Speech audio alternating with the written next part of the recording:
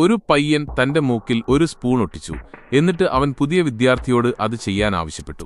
ആ പുതിയ പയ്യൻ സ്പൂൺ എടുത്തു. പക്ഷേ അവനെ അനുകരിക്കുന്നതിന് പകരം അവൻ തള്ളവിരൽ കൊണ്ട് കുറച്ചു തവണ തടവുകയും മേശപ്പുറത്ത് വയ്ക്കുകയും ചെയ്തു. പെട്ടെന്ന് കാന്റീനിലെ എല്ലാ സ്പൂണുകളും അവന്റെ സ്പൂണിന്റെ അടുത്തേക്ക് പറന്നെത്തി ഒരു കാന്തം പോലെ അതിൽ ഒട്ടിപ്പിടിച്ചു.